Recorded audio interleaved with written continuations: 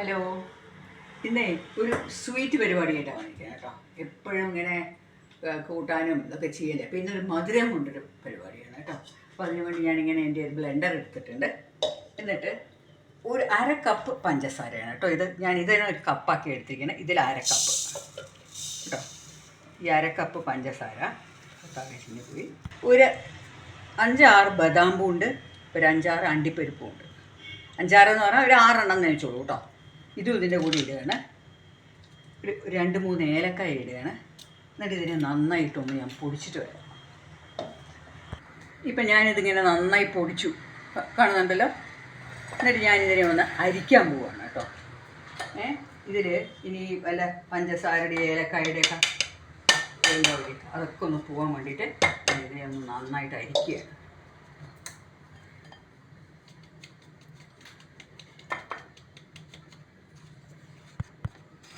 ഇപ്പം ഞാനിതിനിങ്ങനെ അരിച്ചു. ഈ ബാക്കിയുള്ളതിനെ ഞാനിതിലേക്ക് ഇടുന്നില്ല. നന്നായി നല്ല കോഴ്സായിട്ട് പൊടിഞ്ഞിട്ടുണ്ട്. ഞാനിതിനെ ഇങ്ങനെ ഒന്ന് മാറ്റി വയ്ക്കുകയാണ് കേട്ടോ. ഇനിയിപ്പോൾ ഇങ്ങനെ നല്ല റോസ്റ്റഡ് ബംഗാൾ ഗ്രാം ദാൾ അല്ലേ, റോസ്റ്റഡ് എന്നല്ല പറയുക, പൊട്ടിക്കടല. ഈ പൊട്ടിക്കടല ഇങ്ങനെയൊക്കെ എല്ലാ സ്റ്റോറുകളിലും കിട്ടും. നമ്മൾ ചട്നിയൊക്കെ അരയ്ക്കാൻ ഉപയോഗിക്കുന്നതും എല്ലാവർക്കും അറിയാലോ ഈ പൊട്ടിക്കടല. ഇതിനെ ഞാനിനി ഇന്നത്തെ 2 കപ്പ് എടുത്തിട്ട് ഇതേമാതിരി പൊടിക്കാൻ പോകണേ. പക്ഷെ അത് ഇതിലല്ല പൊടിക്കുന്നത് കേട്ടോ. ഇപ്പം ഞാനിത് ഇതിലേക്ക് ഇങ്ങനെ ഇടുകയാണ്. ഇതെങ്ങനെ 2 കപ്പാണ് കണ്ടോ. 2 കപ്പ് എല്ലാം ഈ ഇതിൻ്റെ അളവിലാണ് ഞാൻ എടുത്തിരിക്കണം കേട്ടോ. ഇനി ഇതിനെ ഒന്ന് നന്നായി പൊടിച്ചിട്ട് വരാം. ഇപ്പം ഞാനിതും പൊടിച്ചു കാണുന്നുണ്ടല്ലോ. ഇതിനെ ഇതിൻ്റെ ഉള്ളിലിട്ടിട്ട് ഇതും ചലിക്കണം. എന്താ വെച്ചാൽ ഈ സ്വീറ്റ് ഉണ്ടാക്കുമ്പോൾ ഇതിലിങ്ങനെ പല പൊടിയാതെ കിടക്കുന്നതോ അങ്ങനെ പലതൊക്കെ ഉണ്ടെങ്കിൽ അതിനെ നമുക്ക് ഒന്നും കൂടി പൊടിക്കുകയും ചെയ്യാം. ഇതിനെയും കൂടി ഞാനൊന്ന് ചലിക്കട്ടെ.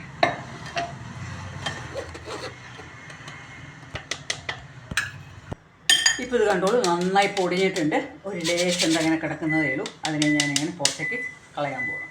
ഇപ്പോൾ കണ്ടു, ഇതിങ്ങനെ നല്ല ഈ 2 കപ്പ് പൊടിച്ചത് ഇപ്പോൾ കണ്ട കടലമാവ് മാതിരി ഇരിക്കുന്നുണ്ട് അല്ലേ. ശരിക്കും ഇതൊരു വിധം കടലമാവാണ്. അപ്പോൾ ഇനി ഞാൻ ഇതിലേക്ക് എന്താ ചെയ്യാൻ പോകണമെന്ന് വെച്ചാൽ ഒരു 2 ടീസ്പൂൺ കേട്ടോ, 2 ടീസ്പൂൺ നെയ്യ്, 2 ടീസ്പൂൺ മതി. ഇങ്ങനെ 2 ടീസ്പൂൺ നെയ്യ് ഞാൻ ഇതിലേക്ക് ആഡ് ചെയ്യാണ്. കൂടെ തന്നെ 1 ടീസ്പൂൺ പാല്. ഇത് റൂം ടെമ്പറേച്ചറിലുള്ള പാലാണ് കേട്ടോ. ഇതിങ്ങനെ നന്നായിട്ടൊന്ന് മിക്സ് ചെയ്യും കേട്ടോ.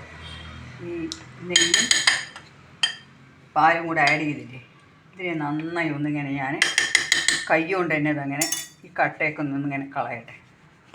ഇതിനിങ്ങനെ നല്ലോണം ഒന്ന് തിരുമ്പി കൈ കൊണ്ട് കേട്ടോ. ഇങ്ങനെ കൈ കൊണ്ട് ഇങ്ങനെ മിക്സ് ചെയ്തിട്ടുണ്ട്.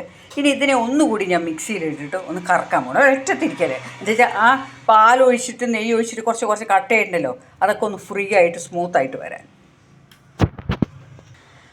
ഇപ്പം ഞാനിതിനെ ഇങ്ങനെ ഒരേ ഒരു തിരിയെ തിരിക്കാൻ പാടുള്ളൂ കേട്ടോ.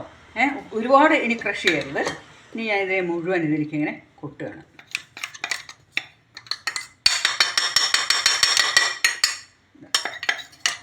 ഇനിയാണ് നമ്മുടെ പ്രോഗ്രാം തുടങ്ങാൻ പോണത്. അതെന്താണെന്ന് കാണിക്കട്ടെ. അതിലേക്ക് ഞാനിപ്പോൾ ഈ പഞ്ചസാരയും ഇതും കൂടി ഇതിലേക്ക് മിക്സ് ചെയ്യണം കേട്ടോ.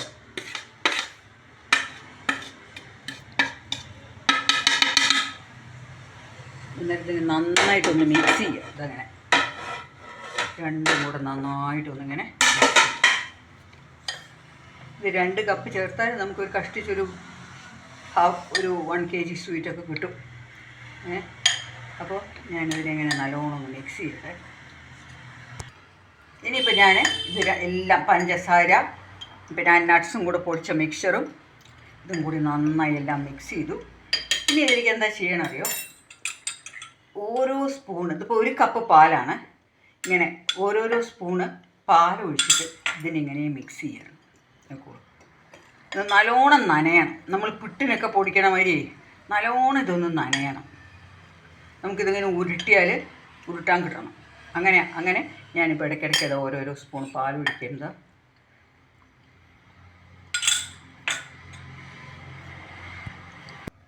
ഇപ്പോൾ കണ്ടു, ഇതിലിപ്പോൾ ഞാനൊരു അര കപ്പോളം ഓരോ സ്പൂണായിട്ട് ഇതിങ്ങനെ നന്നായി നനഞ്ഞിരിക്കണം കേട്ടോ.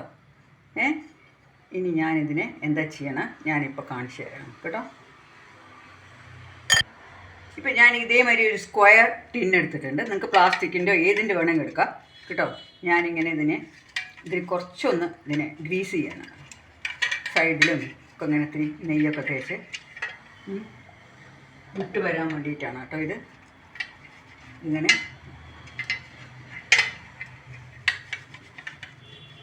എന്നിട്ട് ഞാൻ ഇതിലേക്ക് കുറച്ച് നട്ട്സ് പൊടിച്ചത് അവിടെ അങ്ങനെ ഇടും. ഇതിൽ അണ്ടിപ്പരിപ്പും ബദാമും ഒക്കെ ഉണ്ട്. നമുക്ക് എന്ത് നട്ട്സ് വേണമെങ്കിൽ ഇടാം കേട്ടോ. എന്നിട്ട് ഈ പൊടി ഉണ്ടല്ലോ ഇതിങ്ങനെ ഇതിലേക്ക് ഇങ്ങനെ നിറയ്ക്കുകയാണ്. നോക്കിക്കോളൂ.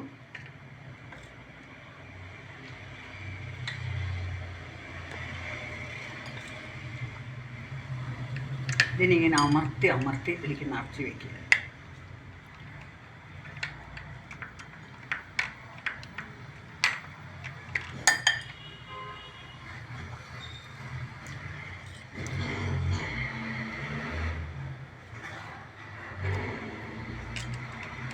ഒപ്പം കേട്ടോ സ്ക്വയറായിട്ട് ഇതിങ്ങനെ എല്ലാം ഒരുമിച്ച് നിറയ്ക്കും.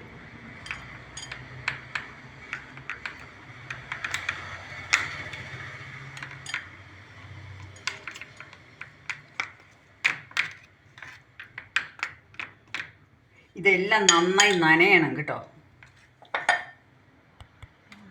ഇപ്പോൾ കണ്ടോ ഞാനിതിനെ ഇങ്ങനെ അമർത്തി ഈ സ്ക്വയറിൻ്റെ ബോക്സിലേക്ക് ഇങ്ങനെ ആക്കി കണ്ടോളൂ. എന്നിട്ട് ഇതിനെ ഇങ്ങനെ ഒന്ന് ഇടയ്ക്ക് വിടിക്കുകയാണ് കേട്ടോ. ഇങ്ങനെയൊന്ന് വിടിക്കുകയാണ്, അമർത്തിയിട്ടാക്കിയിരിക്കുകയാണ്. എന്നിട്ട് ഇതിനിപ്പോൾ ഞാൻ എന്താ ചെയ്യാൻ പോണേ, ഇപ്പം ഞാനിതിനെ കമിഴ്ത്തി ഈ പ്ലേറ്റിൻ്റെ മുകളിലേക്ക് ഞാനിതിനെ ഇതാ നോക്കിക്കോളൂ. ഇതുണ്ടോ, ഇതിങ്ങനെ ടൈറ്റായിട്ട് നമ്മളത് കട്ട് ചെയ്തിട്ട് ഇങ്ങനെ ആക്കണം. ഇനി ഇതിനെ ഓരോ കഷ്ണമായിട്ട് കട്ട് ചെയ്യും. ഇപ്പോൾ ഇതിനെങ്ങനെ ഇത് തീ കത്തിക്കാണ്ട് ചെയ്യുന്നൊരു സ്വീറ്റാണ് കേട്ടോ. ഏത് ഭാഗത്ത് കൂടിയിട്ടും തീ ഇട്ടിട്ടില്ല. വളരെ ടേസ്റ്റി ആയിട്ടുള്ളൊരു സ്വീറ്റാണ്.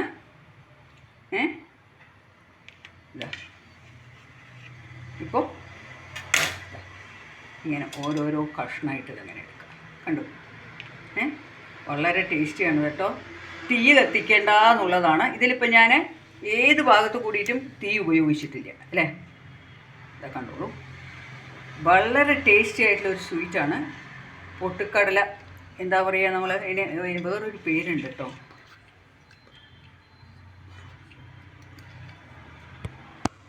ഇപ്പോൾ നോക്കോളൂ, ഞാൻ 2 പ്രാവശ്യം ഇങ്ങനെ ചെയ്തിട്ട് ഇതിനെ ഇങ്ങനെ കട്ട് ചെയ്യണം കേട്ടോ. ഇതാ നോക്കോളൂ.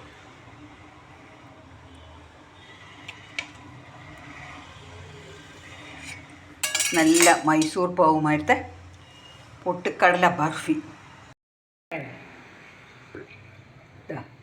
എൻ്റെ ബർഫിയൊക്കെ നല്ല ടേസ്റ്റായിട്ട് വന്നിട്ടുണ്ട്. അതുണ്ടോ, ഇതിങ്ങനെ ചിലതൊക്കെ നല്ലോണം ഒട്ടാൻ വേണ്ടിയുണ്ട്.